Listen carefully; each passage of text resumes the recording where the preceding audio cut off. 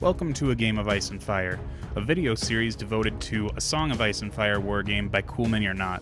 We cover all aspects of the hobby with tactics and list build videos, painting tutorials of varying levels, and battle reports. In this video, we're going to go over some in-depth things on basing, I guess. So this is how the normal tray starts out for a Song of Ice and Fire. And if you get up close here, you can kind of see that there's this weird texture that exists in here. We got a couple lines etched in to keep track of the front facing of the base and then the arcs on the side too. Typically, most wargamers will utilize the whole paste or cover the thing in glue and sprinkle some kind of dirt on there. I've got on these, my early ones, I used two different types of like grit, I guess, of flock. It's really just some planting decorative dirt that I bought at a department store. But you can see here, as I started to play with this more and realized that my models would get caught on some of the dirt or the flock that was hanging on over the ridges, it would just flop off here. So it doesn't take much to just destroy everything you've been working on. So I have been trying to find a different way to do the tray basing, since hasn't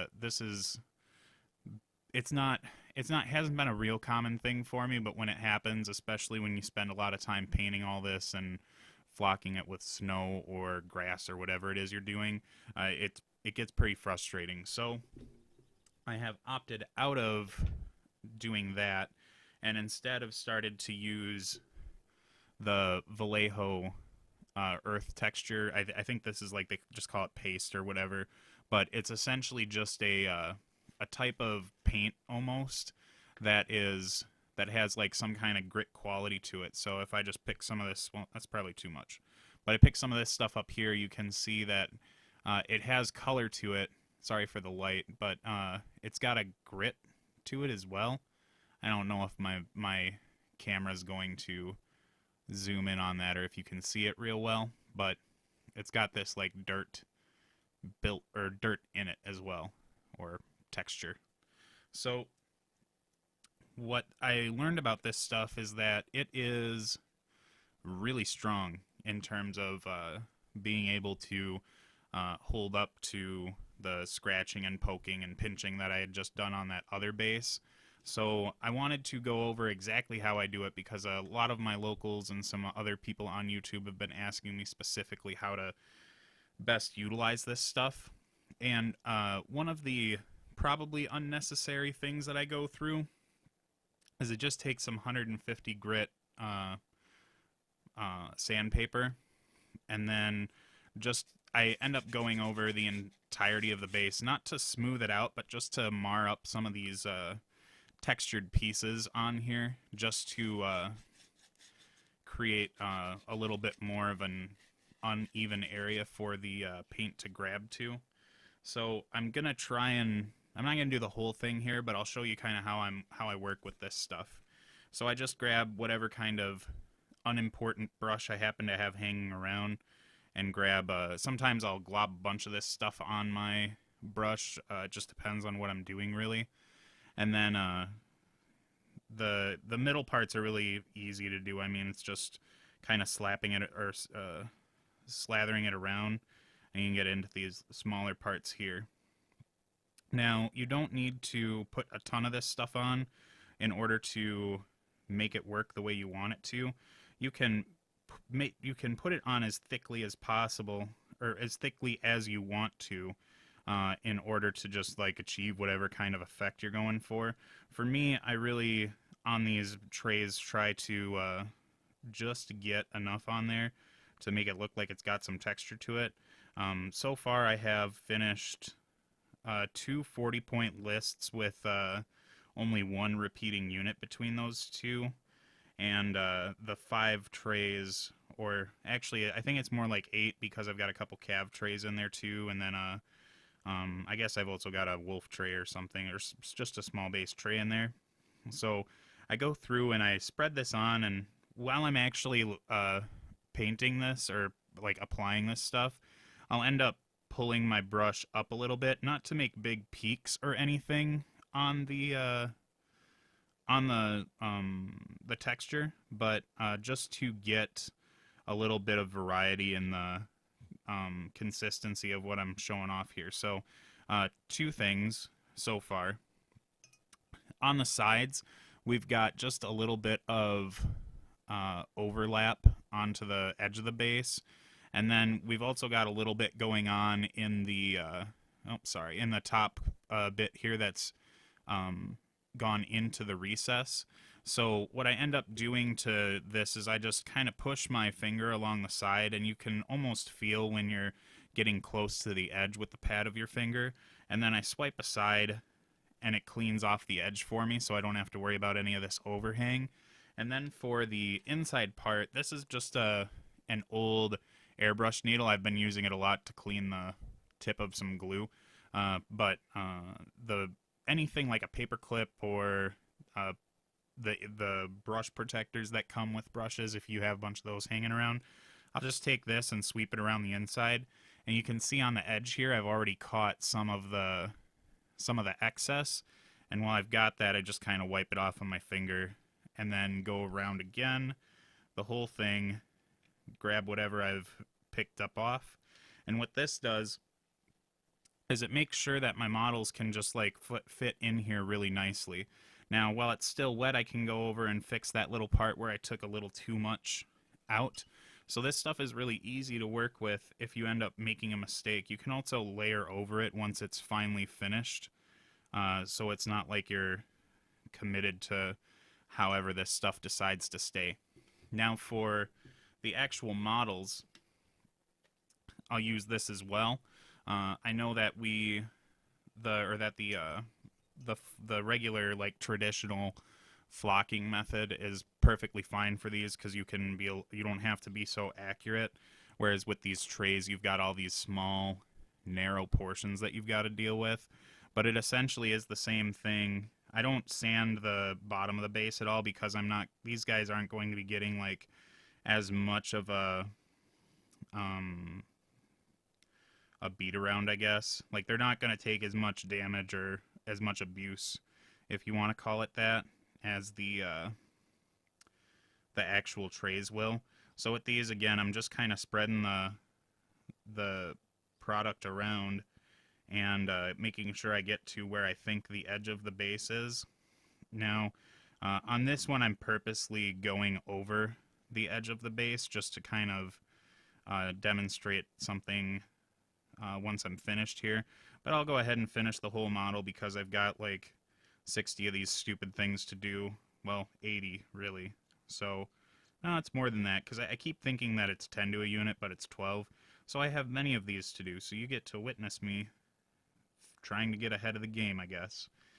So now I've got the whole thing taken care of, and hopefully you can kind of see how some of the texture's sitting. My new approach to painting here is kind of leaving me with some weird details, so bear with me while I try and work all this out. All my boom equipment is like blocking out my light. So what I've also done here is I've kind of went over the edges, so the lip of the base is pretty inconsistent. Again, I'm using that same principle that I used on the or technique rather, on the edge of the tray, and I'm just kind of taking the pad of my finger and I'm applying it to the base and wiping around the edge so that I can get the excess off. And this kind of gives me like, if you've got an idea of where you want the baseline to be, it gives you a nice clean ring around the edge. So from the top you can see that the base isn't too inconsistent in terms of the line that's there, and when we look at the side of him, pretty decent in terms of how the line works. Now, in a perfect world, which I'm not going to go back and try and do, I would remove all of these round lip bases and replace them with some flat ones for this, just so that it looks better, I guess, because I'll always black rim these bases when I'm done painting them, but inside the tray they look a little strange with the big black rim hanging out. So anyways, if you flock your stuff darker, you really don't notice it as much. So once this stuff is dried, I've got a primed model here that you probably won't be able to see much on, but the flock is pretty well solid in terms of where it's sitting on the model. For the trays themselves, and shake some rogue flock off of it. For the trays themselves, I do recommend painting the entirety of the tray. Not obviously not the underside unless that's your jam, but I use an aerosol can of spray paint. For this one, I had used a flat black enamel, and the reason why I do that with aerosol is that regardless of who you talk to or what reviews you watch, the polyurethane primer that I use at least, whether you're looking at something like Stynal Res or what I seem to prefer using, the Vallejo Surface Primer, this stuff is never going to be as durable as the stuff that comes out of an aerosol can. There's just some chemical reaction that goes along with this stuff that makes it a little bit more durable and hard and more resistant to wear and tear. So when it comes to trays, where I'm going to be putting a bunch of models on and off of them, they're going to be sliding all over the table and banging around in my bag because I don't store these anywhere near as well as I store my normal models. I want something that's going to hold.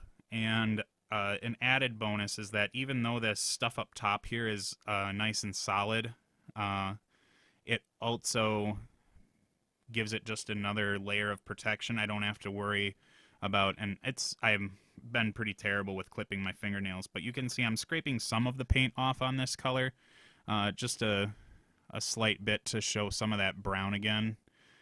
But for the most part, the tray is still pretty well intact. I'm not like picking up any of the flock or anything or too much of the color. So by utilizing the aerosol spray, I can make sure that my tray is gonna stay like this for quite some time. I do go over it with the Vallejo Surface Primer once I'm done, because the particular spray paint that I use seems to come out a little bit more gray than it does black. So this gives me a nice base to work with. Another thing you'll notice on these, I've flocked over the direct facing and the line of sight markers on the base, because when I'm actually done with this, I end up marking the very corners of the base, just like you would if you were doing like an edge highlight or something like that. I think that aesthetically it fits better, and I really don't like having the big gaps on my base for these arrows and lines that are etched in. For the direct facing one, I will put the I'll put a line down the middle here and use one of my unflocked bases to line up and make sure that I get the 50% one. But like honestly, in this game, sometimes the 50% feels like it's more of a concept than a unit of measurement or something like that, because you just have the two slots on your base, and as long as you get pretty close to the middle, it doesn't seem to do a whole lot. But I do like to be as accurate as possible and put that on there for people who might have some other ideas. One of the things that I hadn't conceptualized when I started with this kind of tray situation, or this flocking method for trays, is that the models themselves, since the flock is so well contained on the perimeter of these things, my models, especially with the free folk now that I'm messing with, they do not like to stay in their place. For my Starks, when I was flocking with the dirt and snow, or the traditional like glue and grit, they didn't have a problem falling out, because usually I had to angle them in there, to get around some of this flock to make sure that they go in this way, because over on this way there was some kind of flock keeping them in place. So I don't have that anymore. So now I'm looking more into trying to magnetize my bases, and I've got a ton of magnets from other systems that I'd engaged with, but I'm not looking forward to having to go through and magnetize all these free folk raiders, but definitely something to look into. It's like one of those, it's like a blessing and a curse, right? Because you've got this really accurate and crisp way to keep the lines around the recesses so that you don't have to worry about the models going in at a weird angle, but now you do have to worry about your models popping out of the tray. And for me, all it took was once for a whole model or for a whole unit to fall out of its tray for me to finally agree that magnetizing seems like a good way to go about organizing your minis in terms of how they fit on the tray, because I store my stuff in foam, so I don't have the whole Magnarack system that Battle Foam does, or there's a couple other people doing systems like that now. So once you get to this point, though, like forgetting the magnet discussion, you can really just do whatever. You'd paint it like you normally would, whether you're going to be airbrushing some different tones on here or just straight doing dry brushing all the time. With my free folk, I'm kind of punishing myself a little bit and trying to paint them to a little bit higher of a standard. For whatever reason, I've decided to do this where I'm putting over 100 models on the table, but whatever. So I'm probably going to be doing some fades and blending with the airbrush on here, and then following up with some snow flock, probably a little bit more thick than I'm used to, because my models, I tend to try and it almost feels like the trays that I base for my models are basically them fighting in wherever they're from. So the free folk, since they'll be north of the wall, I'm expecting to see a lot more snow, so it'll be more thick on here, whereas my Starks are not so dense.